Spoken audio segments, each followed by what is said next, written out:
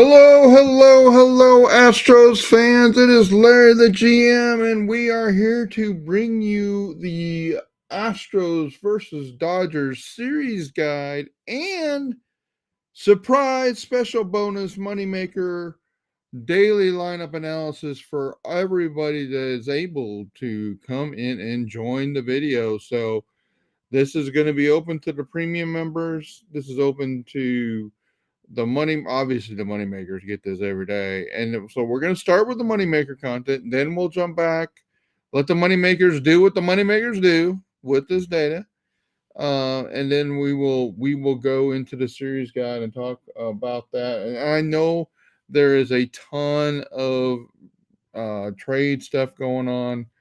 All I'll say about the trades, guys, is you should go, you invest some time listening to the the Astros weekly recap we covered last night. We talked about a lot of the players that are being traded and a lot of the framework that I think the Astros have for trade. I know there's a rumor out there that the Astros are talking to the Tigers. Let's hope.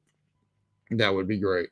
And if you and one more thing, hey, if you want to understand, don't want to spend time watching that video, go to the Larry the GM website. Here, I'll jump to it. Go to the Larry the GM website and check out this article, Trade Deadline Headquarters. You'll have all of the articles that we have done, and you'll see a ton of great information there. All right, let's get to the money makers, and then we'll jump to the series guide. All right, money makers. It is Flex Friday, and I am going full blast in the Flex Friday. Flex Friday, for the people that don't know, means your Flex Friday pick is protected. So I am shooting for the fences with my Flex Friday pick. All right, let's go. The Astros have Framber Valdez going up against the Dodgers tonight, and that is going to pose an interesting challenge for them because the Dodgers are a good guys. The Dodgers are a good team. I know that you may not want Larry to come here and tell you that, but that's the truth. The Dodgers are a really good team. This lineup, I mean, the top of that lineup, and you'll see this when we go through the batting tables. The top of this lineup is just crazy good. So you got Ohtani, Will Smith, Teoscar Hernandez, all over 380. All those are picks for the day. So versus Fromber, we have to hope that Fromber is able to get the bottom of the lineup out. But this is a 351 lineup versus Fromber.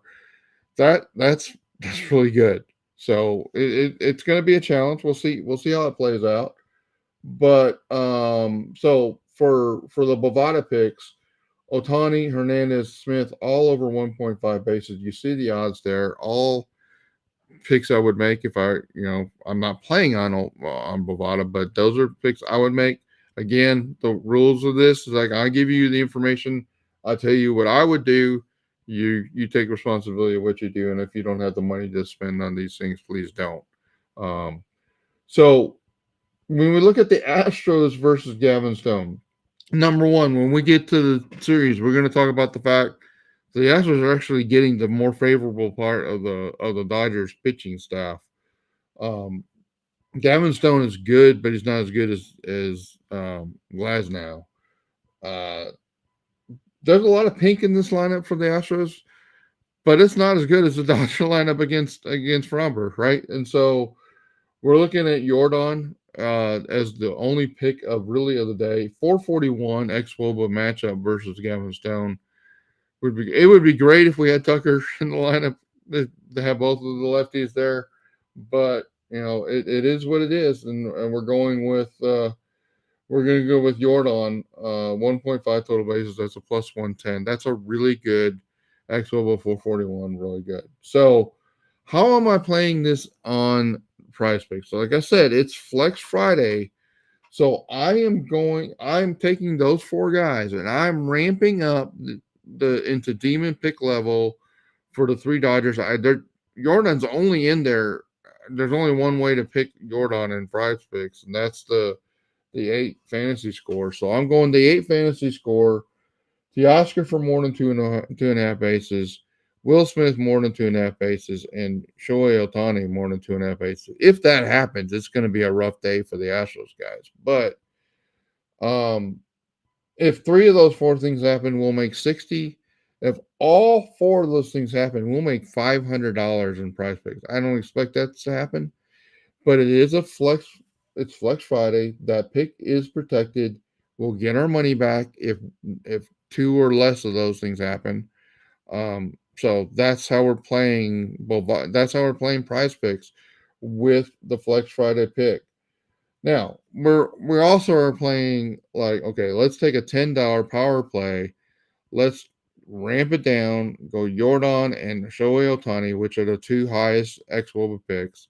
Let's play those over their fantasy scores, and let's see what happens there. And so if that happens, we'll make 30.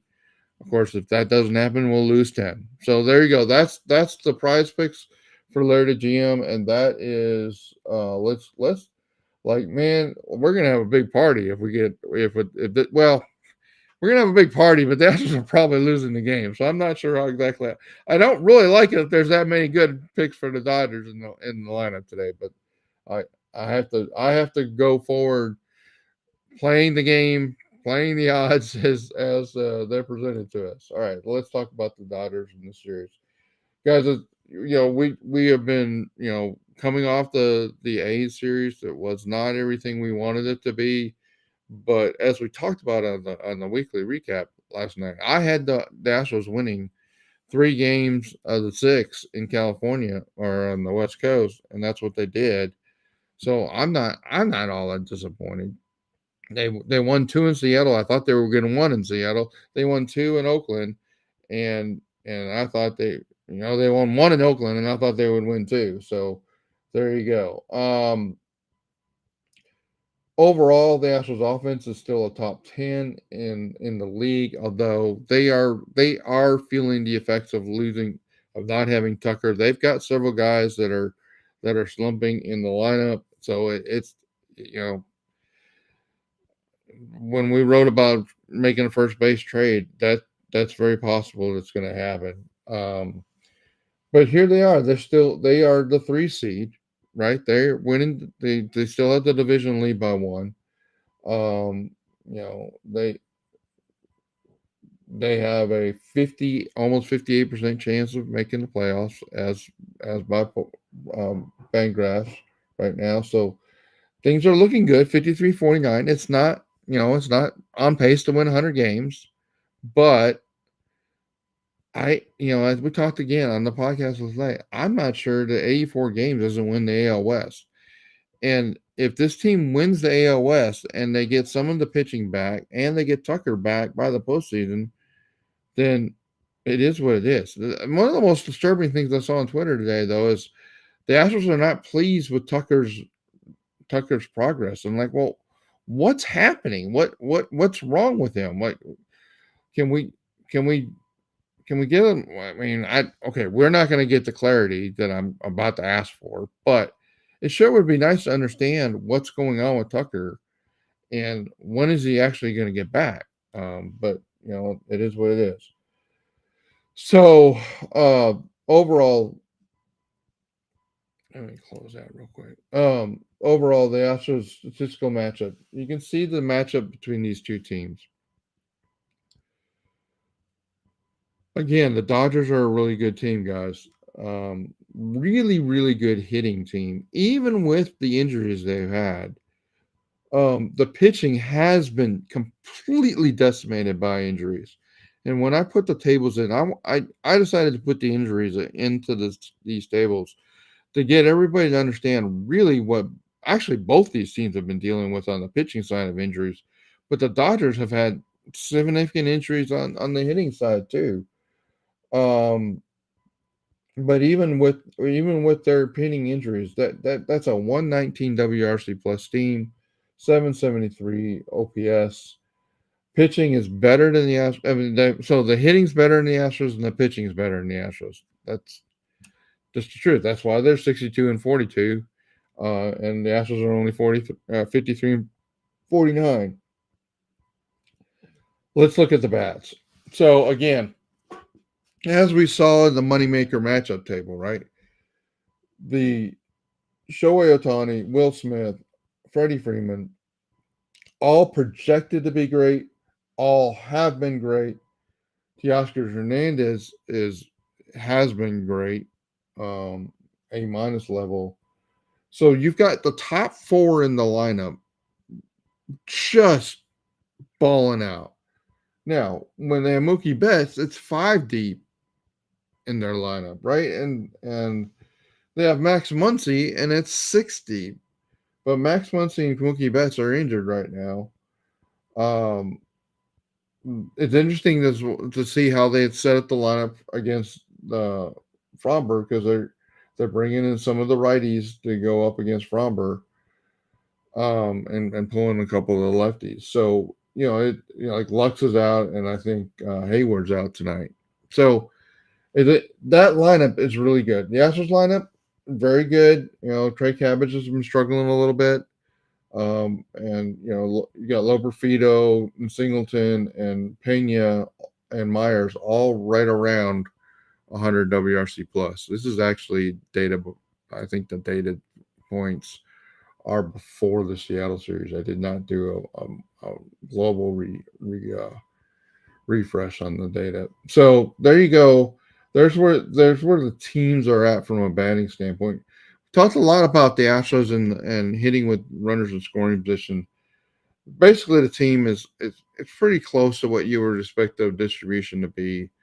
They're better with runners in scoring position than they are with the bases are empty. Again, the lineup overall is the eighth best lineup in the league, and the 10th best since June 1st. So that kind of shows the effective impact of having Kyle Tucker out right now. So one of the things we talked about also is like we have not seen the Astros lineup ever. Well, we might have for 2 weeks when Abreu was in Florida, or when Abreu was in Florida for those 3 to 4 weeks. We might have had it for a while, but we need to be able to have the lineup without Abreu and Tucker in it to really get a full sense of what this lineup can be in the postseason. And we just haven't had that for the most part this season, guys. So let's see what we can do with and if the Astros get a bat in the trade deadline, all the better. So here's the pitching staff, and here's where the opportunities are greater. And this, we've written about getting at least one, preferably two pitchers, at least one starting pitcher. In my mind, a pitcher that can be a swing guy, start and be in the bullpen, that's comfortable doing both. Talked about in those articles in that index about several pitchers that would work for that. The Astros bullpen, overall, it's not the bullpen's good. The starting pitching is okay, not great. We'll talk about that in just a minute here. Overall, FIP minus of 106. That's below 6% below average. The Dodgers right at 100, as we said up front. They're average overall. Here's what's interesting though. The Astros are getting guys really, and the game 2 and game 3, the starters they have really don't have. I mean, guys, I had to go do hybrid minor league, major league data to have something in there that we can build expectations off of, because these two guys just don't have enough data. I think Ryan's pitched 5 innings. Kershaw's pitched 4. Right? Look at all their pitchers. They've got 9 pitchers on the IL. The Astros have 9 pitchers on the IL. These two teams have been just decimated from a pitching standpoint. And like I say, Kershaw's back and he's pitching now, so that helps their team. Their bullpen has been great overall. And you can see how good they are, how deep they are, um, in the actuals and in the projections.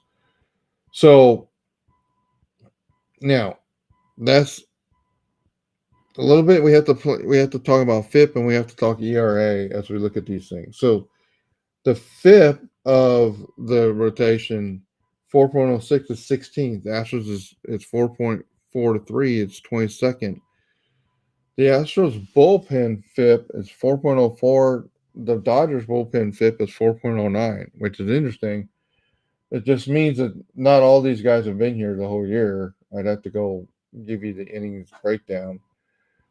But some of the other guys that are in this table and are back in the minors they've been cycling a lot of players and bringing in players to fill roster spots. So the Dodgers have been very active churning their roster this year.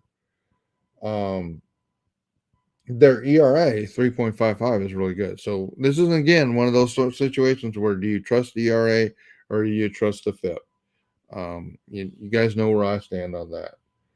So, all right, the expected tables, and here's what I'm going to say: premium members and moneymaker members, you both have access to these tables. I'm not going to spend a ton of time on these tables just because we're already 16 minutes in. We got a game in about half an hour or 38 minutes.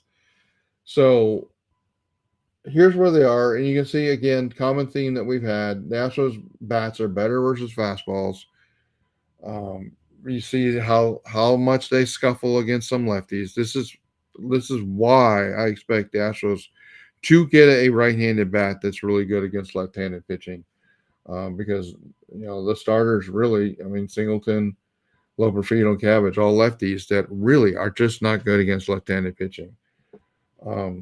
I did a hybrid with Elizabeth Diaz. This is 2023, 2024 data. His ex-Woba versus lefties. I again, guys, I've said on Twitter, I don't really understand why he's here. You can make the argument he's better than some of the other options, but there's got to be a better option, and I think the Astros are going to get that. Let's see if they make a trade. I feel like I should go check my phone to see if they made a trade.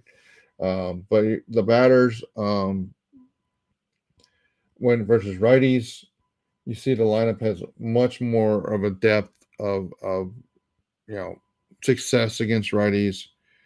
It's weird because you've got Geiner with kind of basically as good against righties as he is lefties. Of course, you got Singleton significantly better against righties than he is lefties, and then you got Loperfield and Cabbage in there that are definitely better versus righties than lefties. So, and Caratini in a very small sample size. Well, I mean, versus righties, it's not that small, but at lefties, the sample size is really small. So, they're the Astros bats. The Astros pitching, you see the ex-Woba data here. Again, much more successful as throwing the fast. Much batters having much more success when the Astros pitchers throw fastballs. The Astros pitchers really good starters, good with the breaking pitches. Some success with the off-speed pitches for several of these pitchers. But you see the breakdown. You also see that the Astros don't throw many off-speed pitches versus right-handed hitters. So that's it's kind of where they have been trending this year. All right, let's look at the Dodgers. The Dodgers lineup, and I guess is going to flow. I mean, you've seen the moneymaker data. You saw the table, the overall table. The ex-Woba David validates the stuff in that table. And this again, we talk about the injuries. Here's where this injury data is a kind of a challenge to what I'm doing, because you see that Gavin Lux only has 96 pitches versus lefties. Jason Hayward only 37, and they're validating it tonight. We got a lefty starting; they're not in the lineup, right? They pulled their lefties out from the lineup. Very platoony team, and a lot of these guys, haven't don't even have much. They have players that have been hurt that are now on the IL that have played more against the lefties. So versus Fromber, it's a challenge even looking at that data for the matchup versus Fromber. because of there's 6 guys in the lineup that I've got either caution or red lights against pulling the data. Like, so we have to be careful when we consider, like, uh, we would not be putting a bet down on any of the guys in red or yellow or recommending any of that. The guys that we recommended are the guys that have plenty of pitches versus the left-handed pitching. You see the lineup versus righties is significantly, when we have the rest of our pitchers in there, the series, it should be better. Although Shohei Ohtani is incredible versus right-handed, which you would expect for the lefty. So we're gonna have to try to pitch around him as best we can. Freddie Freeman, great against the righties, so we'll have to pitch around that. But the rest of the lineup is much more manageable. Pitching staff, okay. Again, this is again a reflection of the massive injuries they've had. I had to go Clayton Kershaw. I had to pull data from 23 and 24. That's what's in the database for him. Otherwise, the data is all 24 for everybody. The players in blue are a combination of minor league and major league data for 23, 24. That's how I even got up to that pitch level for Robleski and Ryan. And you can see there's a little more data for the right versus right-handed hitters, but you see these guys are pretty good versus lefties overall. Well, I'm sorry, that's not true. Kershaw, Robleski, and Ryan all not great versus lefties. Gavin Stone a little bit better versus lefties than these righties in the database. You see that Astros should be glad that they're not facing Tyler Glass now. Because 262 versus lefty, 241 versus righties. We don't have to face that, so that's good. You see the other green players here in the bullpen, Kelly and Honeywell. Again, this is 23 and 24 data. That's not that big of a deal because that's what we were using until a couple weeks ago. But there's where the data sits for those, and you see again how good this bullpen is versus right-handed hitters. So it'll be interesting to see how this plays out. Again, the Dodgers are a really, really good team, guys. Astros have been good, and so we'll see how it plays out. I would expect. Well, I'm hoping that the Astros will win 2 of the 3. It may be tough, but let's go Astros. And so you start at the beginning of the video, get the moneymaker data, and there's your series preview. And let's go Astros. Let's make it happen. Take care, guys.